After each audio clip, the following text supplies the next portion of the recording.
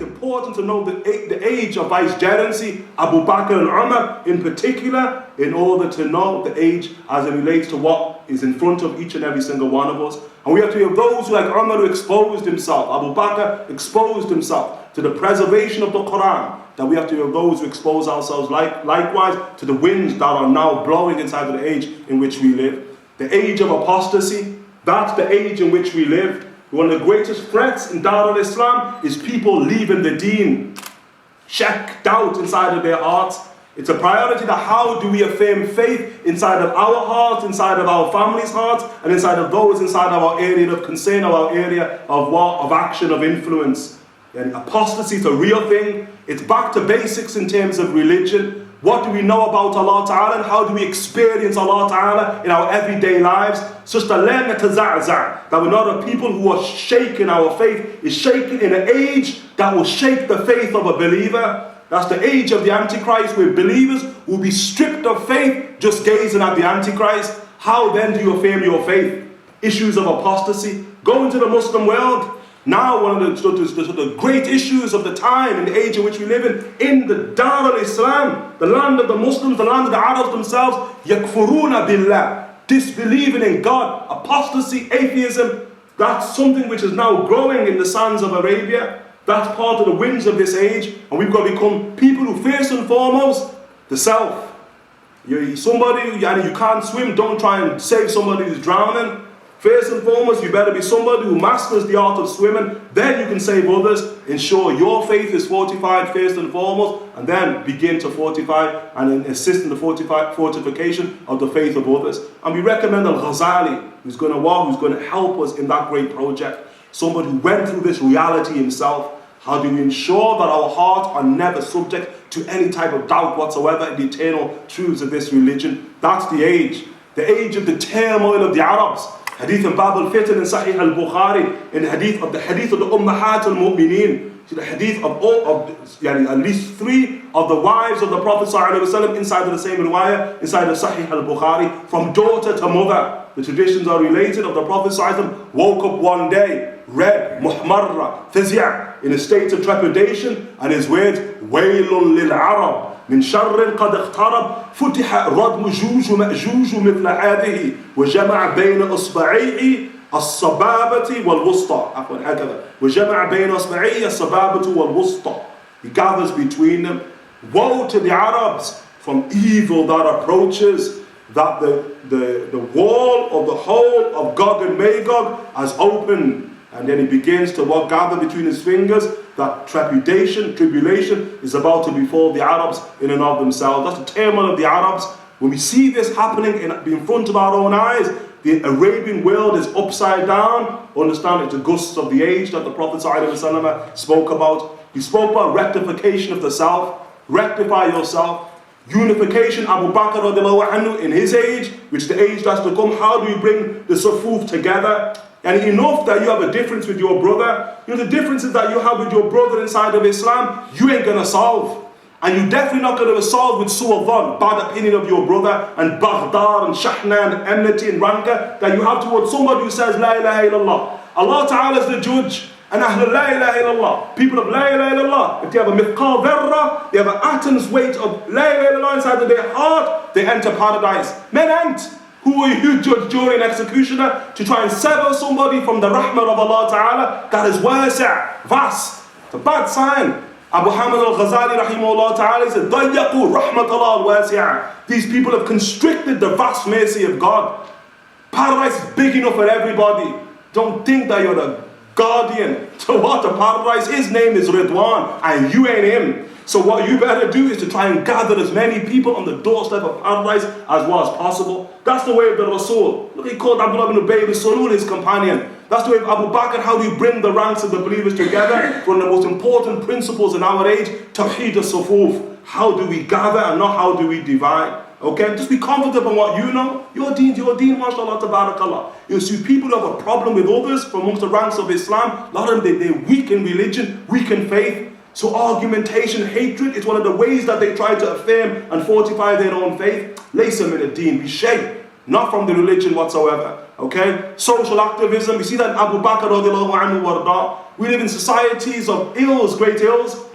Somebody's going to argue as an example, and I'm not saying it's not important, but there's degrees, there's priorities in religion. You're going to find Muslims who are arguing about where you put your feet. You're going to find Muslims who are arguing about, should Abu Bakr have been the first caliph or not? Muslims arguing about, is Abu Bakr better than Sayyidina Ali ibn Abi Talib? Muslims arguing about, can Allah lie or not? I am not saying those things are not necessarily important, but where are priorities? You have Muslims who are drug addicts, Muslims who are alcoholics, Muslims who are killers, Muslims who are fornicators, Muslims who are losing their faith. And here's you locked inside of a mosque with some type of refined theological debate. You better get real, son. Real. Otherwise, Allah Ta'ala brings that fitna to your own house, amongst your own children, because you negated priorities of the age. Okay, and that's part of social activism. How do you deal with the oppressed? How do you deal with the vulnerable? How do you deal with domestic violence? How do you deal with, why is that a priority of Ahlul Islam? Why isn't it a priority of the homeless? Why isn't it a priority of those who've been forgotten, the poor inside of society, and we live in such societies? Why isn't that a priority? Why isn't it a priority of those who have no food to eat whatsoever on an earth which produces today, we have over 1.5 of the amount of food that is needed to feed the entire planet Earth? Why is not your priority fair distribution of wealth or fair distribution of food so that people can sleep at night? Why is not the priority of the stewards upon the face of the earth? Abu Bakr's khaza'in, Abu Bakr's Bayt al-Mal was empty because he's concerned about the welfare of people who society ordinarily ignores. That's what the Hadith al-Bukhari that we read. He's of those who carries the burden of the weak. He's of those who provides for the vulnerable and those who are nobodies in society. He's of those who treats the guests well. He's of those who takes care of his family and kinship. He's of those who stands in defense of truth.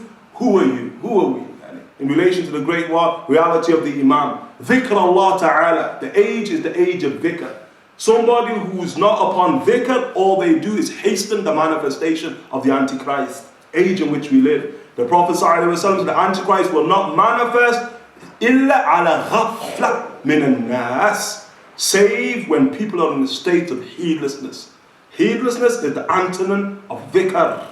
And those who are inside of the great circle, the revivers of the way of prophecy, the Prophet tells us an important attribute about them. Qutuhum yawma idhin, their sustenance upon that day, dhikrullah, is the remembrance of Allah subhanahu wa ta'ala. We have to become people who find ecstasy, intimacy in the remembrance of Allah subhanahu wa ta'ala, as the great Siddiq radiallahu ta'ala anhu warda. Man makhraj yawma idhin, in hadith of Sayyidina Ali ibn Abi Talib and Ahmad, what is the way out in all of the day, in those days of great tribulation? The Prophet sallallahu alaihi wasallam said to Sayyidina Ali ibn Abi Talib, Kitab Allah, the book of Allah subhanahu wa ta'ala. And that's the primacy of bringing the book of Allah Ta'ala back into our lives, as we see with Sayyidina Abu Bakr as-Siddiq. The first significance, what does that mean? How do we gather the Quran like Abu Bakr anhu did, in a vast understanding of the Quran, inside of our hearts, manifest upon limbs, and give it fair significance? Nothing is more important than the book of Allah subhanahu wa ta'ala. Nothing.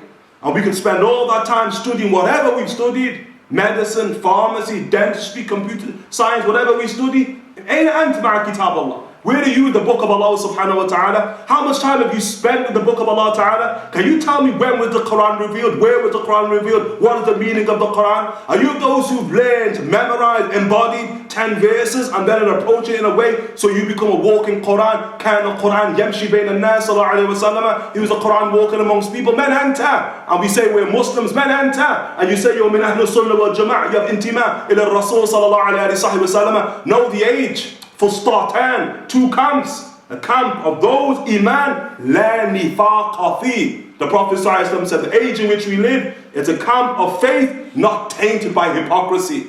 And it's a camp of kufr, not tainted by faith.